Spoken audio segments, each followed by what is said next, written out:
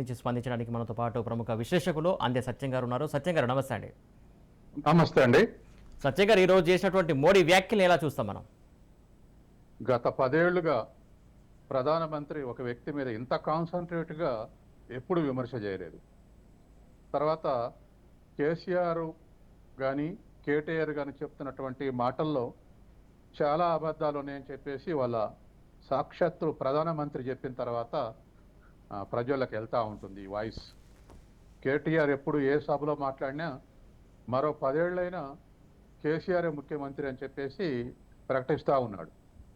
కానీ అందుకు భిన్నంగా కేసీఆర్ ప్రధానమంత్రి దగ్గర పోయి కేటీఆర్ని నేను ముఖ్యమంత్రి చేయాలనుకుంటున్నా, మీ సహకారం కావాలని అడిగిండని సాక్షాత్తు ప్రధానమంత్రి చెప్పడంతో కేటీఆర్ ప్రజలు నమ్మించడానికి చెప్తుంది తప్ప కేసీఆరే ముఖ్యమంత్రి అని మరో దశాబ్దం అని చెప్తుంది తప్ప అందులో వాస్తవం లేదనేటువంటిది వాళ్ళు ప్రధానమంత్రి చెప్పిన తర్వాత చాలా డ్యామేజింగ్గా ఇవాళ కేసీఆర్ అని కేటీఆర్ మీద కానీ ప్రజల్లో పెద్ద చర్చ వచ్చేటువంటి అవకాశం ఉంది. తర్వాత రెండవది ఎన్డీఏలో చేరతానన్నాడు, మేమే చేర్చుకోలేదనేది మరొక కొత్త న్యూస్. అంటే నేను ఏ కూటమిలో చేరను, మాది ఒకే కూటమి, బీఆర్ఎస్ కూటమి, మాది కాంగ్రెసు బీజేపీతో సంబంధం లేని కూటమి అని పదే పదే కేసీఆర్ ప్రకటిస్తూ ఉన్నాడు. కానీ మోడీ ఇవాళ అందుకు భిన్నంగా చెప్పాడు. ఎన్డీఏలో చేరతానన్నాడు, కానీ ఆయన అవినీతిని చూసి మేము చేర్చుకోలేదు, అందుకే నా మీద కోపంతో ఉన్నాడు, అందుకే నా దగ్గరికి రావట్లేదు, నాకు ముఖం చూపెట్టట్లేదు, అవినీతి పరులను నా పక్కన కూర్చోబెట్టుకోనని. ఇది కూడా చాలా పెద్ద ఎత్తున డ్యామేజింగ్ ఉంది కేసీఆర్ మీద. కాబట్టి అట్లాగే మూడో అంశం ఇవాళ పదే పదే బీజేపీని కానీ అరవింద్ని కానీ ఎంపీ అరవింద్ని కానీ పసుపు బోర్డు మీద కార్నర్ చేయగలిగారు గత 4 ఏళ్లుగా బీఆర్ఎస్.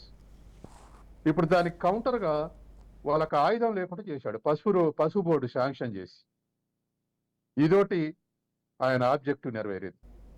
అదేవిధంగా గతంలో బీజేపీకి నార్త్ తెలంగాణలో 4 ఎంపీ సీట్లు వచ్చాయి.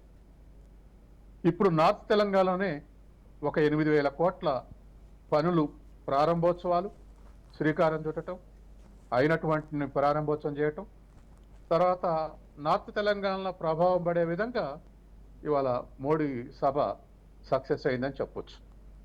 జన సమీకరణ 1,00,000 అయిందా, 1,50,000 అయిందా, ఇది పక్కకు పెడితే మోడీ విమర్శలు మాత్రం పెద్ద స్థాయిలో దాడి జరిగింది. ఇదే సందర్భంలో ఇంకొకటి కూడా, ఆయన చేసినటువంటి ఉపన్యాసాలు అన్నిట్లో కూడా గత 6 నెలలుగా బీజేపీకి బీఆర్ఎస్కి అండర్స్టాండింగ్ ఉందని పెద్ద ఎత్తున ప్రచారం జరిగింది, ప్రజలు కూడా నమ్మారు. అది నిజం కాదని చెప్పడానికి మోడీ ప్రయత్నం చేశాడు. అనేకమైనటువంటి ఎగ్జాంపుల్స్ చెప్తూ భవిష్యత్తులో కూడా పొత్తుండదని చెప్పేస్తూ ఎన్డీఏ చేర్చుకో అని చెప్తూ. కానీ సత్యం గారు మరొక ఆరోపణ కూడా చేశారు. ఏదైతే కాంగ్రెస్ బీఆర్ఎస్ వాళ్ళిద్దరికి ఒకటే, వాళ్ళకు లోపాలి కారణంగా జరుగుతుంది, ఏదో జరుగుతుందనే కోణంలో కూడా మాట్లాడారు. అదే చెప్పబోతున్నా. కాబట్టి మాకు ఏ సంబంధం లేదు, కాంగ్రెస్ బీఆర్ఎస్ ఇండైరెక్ట్ గా సంబంధం ఉంది, కర్ణాటక డబ్బులు పంపారని చెప్పేసి మరొక ఆరోపణ కూడా చేశారు. అయితే మన ఎక్స్పెక్టేషన్ ఏమో కేసీఆర్ జేడీఎస్కు సాయం చేస్తారు, జేడీఎస్కు డబ్బులు పంపుతారని గతంలో రాష్ట్ర బీజేపీ నాయకులు ఆరోపించారు, అన్ని రాజకీయ పార్టీలు కూడా ఆరోపించారు. దానికి భిన్నంగా కేసీఆర్ కాంగ్రెస్కి పంపిణని చెప్పేసి వాళ్ళ మోడీ మరొక ఆరోపణ చేశారు. కాబట్టి ఏదేమైనా మోడీ వచ్చినటువంటి ఇలా సభలో మాట్లాడిన విషయాలు మొత్తం కూడా బీఆర్ఎస్ని కేసీఆర్ కుటుంబాన్ని ఎండగట్టినట్టుగా ఉంది.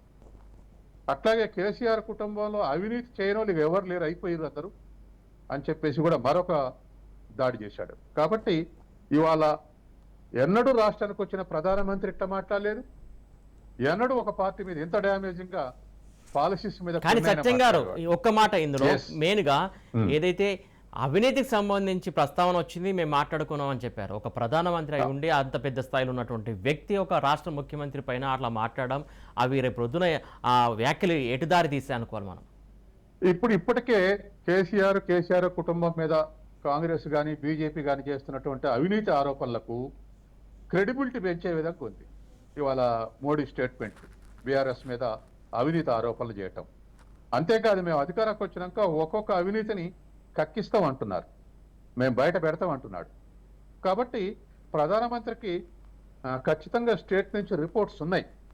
ఎక్కడెక్కడ దేంట్లో ఏమైనా కరప్షన్ ఉందా, ఉంటే ఎక్కడ జరిగింది అనేటువంటి రిపోర్ట్స్ ఉన్నాయి. కాబట్టి ఆ ఆరోపణలు చేయబడుతున్నారు ప్రధానమంత్రి. ఏదేమైనా ఇవాళ ఖచ్చితంగా మోడీ పర్యటన మొన్నటి రోజు కన్నా ఇవాళ చాలా అగ్రెసివ్గా స్పీచ్ ఉంది. చాలా డ్యామేజింగ్గా అధికార పార్టీకి బాగా నష్టం చేసేదిగా ఉంది.